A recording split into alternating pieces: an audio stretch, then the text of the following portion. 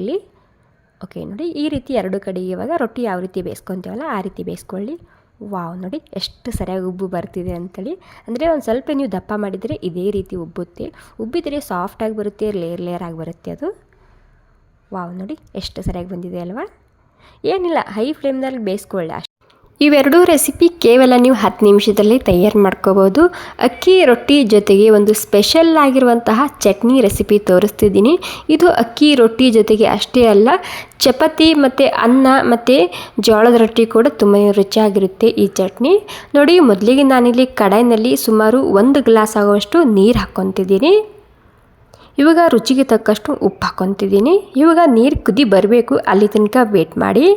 ನೋಡಿ, ಇವಾಗ ನೀರು ಕುದಿ ಬಂದಿದೆ. ನೀರು ಕುದಿ ಬಂದಾದಮೇಲೆ ನಾನಿಲ್ಲಿ ಯಾವ ಗ್ಲಾಸಲ್ಲಿ ನೀರು ಹಾಕಿದ್ನಲ್ಲ ಅದೇ ಗ್ಲಾಸಲ್ಲಿ ನಾನಿಲ್ಲಿ 1 ಗ್ಲಾಸ್ ಆಗುವಷ್ಟು ಹಿಟ್ಟು ಹಾಕ್ಕೊತಿದ್ದೀನಿ. ಅಂದರೆ ಇಲ್ಲಿ ಹಿಟ್ಟು ಮತ್ತು ನೀರು ಎರಡೂ ಸಮ ಕ್ವಾಂಟಿಟಿದಾಗಿರಬೇಕು.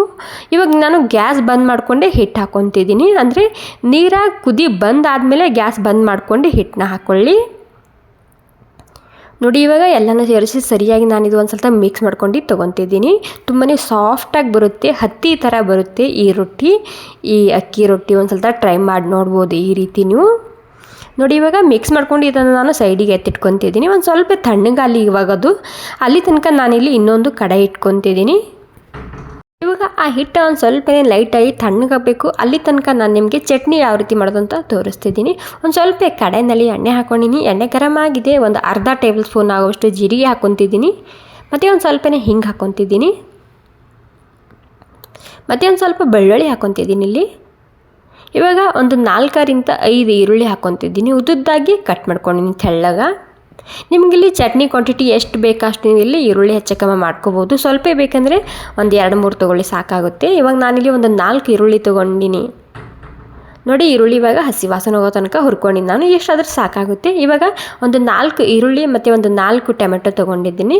ಕೆಂಪಾಗಿದ್ದಂತಹ ಟೊಮೆಟೊ ತೊಗೊಂಡಿದ್ದೀನಿ. ಇವಾಗ ಈ ಟೊಮೆಟೊ ಒಂದು ಸ್ವಲ್ಪ ಮಿಕ್ಸ್ ಮಾಡ್ಕೊಂಡು ತೊಗೊತಿದ್ದೀನಿ.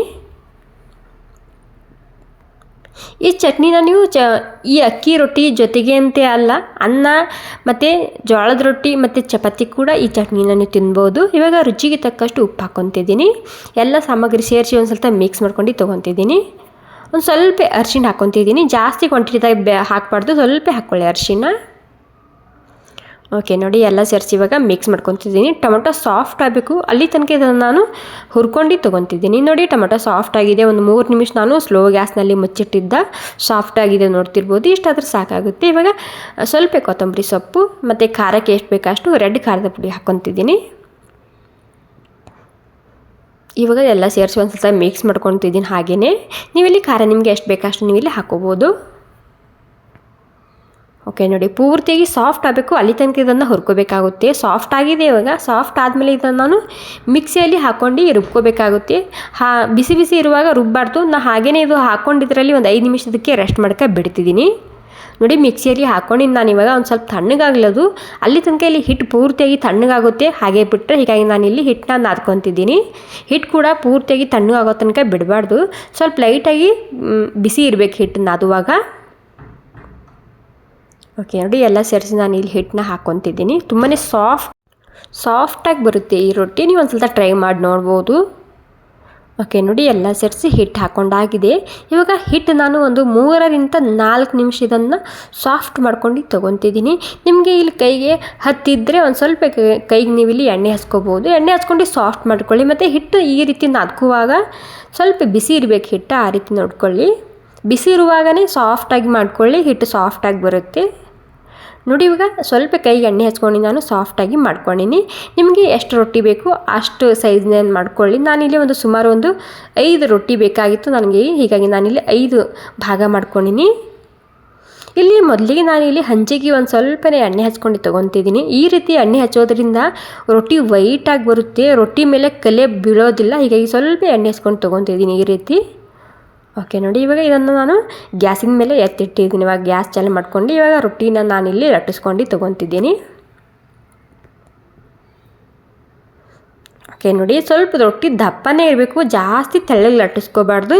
ದಪ್ಪ ಇದ್ದರೆ ಏನಾಗುತ್ತೆ, ಪೂರಿ ಥರ ಉಬ್ಬಿ ಬರುತ್ತೆ ಅದು, ಮತ್ತು ಸಾಫ್ಟಾಗಿ ಬರುತ್ತೆ. ಓಕೆ ನೋಡಿ, ಸ್ಲೋಲಿಯಾಗಿ ನಾನು ಸೈಡಿಗೆ ಮಾತ್ರ ಲಟ್ಟಿಸ್ಕೊತ ತೊಗೊತಿದ್ದೀನಿ. ಅಂದರೆ ಸೈಡಿಗೆ ಲಟ್ಟಿಸ್ಕೊತ ಹೋಗಬೇಕಾಗುತ್ತೆ ಈ ರೊಟ್ಟಿ. ಓಕೆ ನೋಡಿ, ಮತ್ತು ಕೆಳಗ ಮೇಲೆ ಮಾಡಬಾರ್ದು ಅದು ಆ್ಯಕ್ಚುಲಿ. ಒಂದೇ ಸೈಡ್ನಲ್ಲಿ ಇದನ್ನು ಈ ರೀತಿ ಲಟ್ಟಿಸ್ಕೊತ ತೊಗೊತಿದ್ದೀನಿ. ಮತ್ತು ಸೈಡಿಗೆ ನಾನಿಲ್ಲಿ ಒಂದು ಸ್ವಲ್ಪ ಕಟ್ ಮಾಡ್ಕೊಂಡು ತೊಗೊಂಡಿದ್ದೀನಿ, ಒಂದು ಪ್ಲೇಟ್ಲಿಂತ ರೌಂಡಾಗಿ ಬರಲಿ ಅಂತೇಳಿ. ನೋಡಿ ಇವಾಗ ನಾನು ಲಟ್ಟಿಸ್ಕೊಂಡಾಗಿದೆ, ಇಲ್ಲಿ ಹಂಚು ಕೂಡ ಗರಮ್ ಆಗಿದೆ. ಇವಾಗ ರೊಟ್ಟಿನ ಹಾಕ್ಕೊತಿದ್ದೀನಿ. ಓಕೆ ನೋಡಿ, ಇಲ್ಲಿ ಮೇಲೆ ನಾವು ಕೆಳಗಡೆ ಹಿಟ್ಟು ಹಚ್ಚಿರ್ತೀವಲ್ಲ ಲಟ್ಟಿಸುವಾಗ, ಈಗ ನಾನಿಲ್ಲಿ ಒಂದು ಸ್ವಲ್ಪನೇ ಮೇಲೆ ನೀರು ಹಚ್ತಿದ್ದೀನಿ. ನಾವು ಜೋಳದ ರೊಟ್ಟಿಗೆ ಯಾವ ರೀತಿ ನೀರು ಹಚ್ತೇವಲ್ಲ ಆ ರೀತಿ. ಓಕೆ ನೋಡಿ, ಅಂದರೆ ನೀವು ರೊಟ್ಟಿ ಲಟ್ಟಿಸುವಾಗ ಒಂದೇ ಸೈಡಿಗೆ ಲಟ್ಟಿಸ್ಕೋಬೇಕು, ಎರಡೂ ಸೈಡಿಗೆ ಚಪಾತಿ ಯಾವ ರೀತಿ ಲಟ್ಟಿಸ್ಕೊತೇವಲ್ಲ ಆ ರೀತಿ ಲಟ್ಟಿಸ್ಕೋಬಾರ್ದು. ವಾವ್ ನೋಡಿ ಎಷ್ಟು ಸರಿಯಾಗಿ ಬಂದಿದೆ ಅಲ್ವಾ. ಸೊ ಈ ಮೀಡಿಯಮ್ ಗ್ಯಾಸ್ನಲ್ಲಿ ಎರಡೂ ಕಡೆ ಸರಿಯಾಗಿ ಬೇಯಿಸ್ಕೊಂಡು ತೊಗೊಂಡ್ರೆ ನಮ್ಮ ರುಚಿಯಾಗಿರುವಂತಹ ಆರೋಗ್ಯಕರವಾಗಿರುವಂತಹ ಅಕ್ಕಿ ಹಿಟ್ಟಿನ ರೊಟ್ಟಿ ತಯಾರಾಗುತ್ತೆ. ಸೊ ನೋಡಿ, ಸ್ವಲ್ಪ ದಪ್ಪ ಇದ್ದರೆ ಈ ರೀತಿ ಉಬ್ಬುತ್ತೆ ಅದು, ನೀವು ತೆಳ್ಳಗೆ ಲಟ್ಟಿಸ್ಕೊಂಡ್ರೆ ಉಬ್ಬೋದಿಲ್ಲ. ವಾವ್ ನೋಡಿ ಯಾವ ರೀತಿ ಬಂದಿದೆ, ಪೂರಿ ಥರ ಉಬ್ಬು ಬರ್ತಿದೆ ರೊಟ್ಟಿ, ನೋಡ್ತಿರ್ಬೋದು ಇವಾಗ.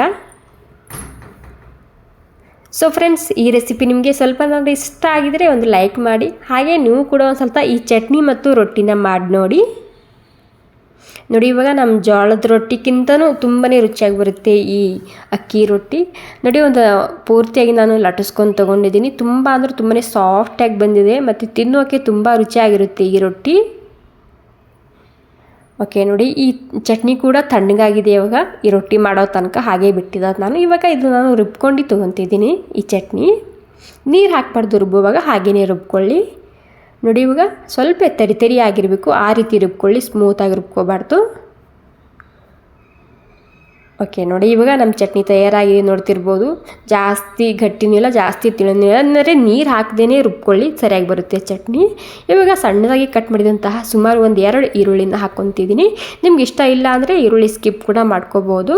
ಇಷ್ಟ ಇದ್ದರೆ ಒಂದು 2 ಈರುಳ್ಳಿನ ಹಾಕ್ಕೊಳ್ಳಿ. ಇವಾಗ ಈ ಚಟ್ನಿಗೆ ನಾನು ಒಂದು ಸಣ್ಣದಾಗಿ ತಡ್ಕ ಕೊಡ್ತಿದ್ದೀನಿ. ನಿಮ್ಗೆ ಇಷ್ಟ ಇಲ್ಲ ಅಂದರೆ ಈ ಸ್ಟೆಪ್ನ ನೀವು ಸ್ಕಿಪ್ ಕೂಡ ಮಾಡ್ಕೋಬೋದು.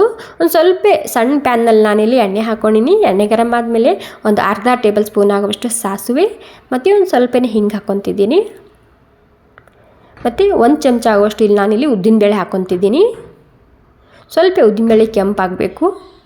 ನೋಡಿ, ಉದ್ದಿನಬೇಳೆ ಕೆಂಪಾಗಿದೆ. ಉದ್ದಿನಬೇಳೆ ಕೆಂಪಾದಮೇಲೆ ನಾನಿಲ್ಲಿ ಗ್ಯಾಸ್ ಬಂದ್ ಮಾಡ್ಕೊಂಡು ಒಂದು ಸ್ವಲ್ಪನೇ ಕರಿಬೇವು ಸೊಪ್ಪು ಸೇರಿಸ್ತಿದ್ದೀನಿ.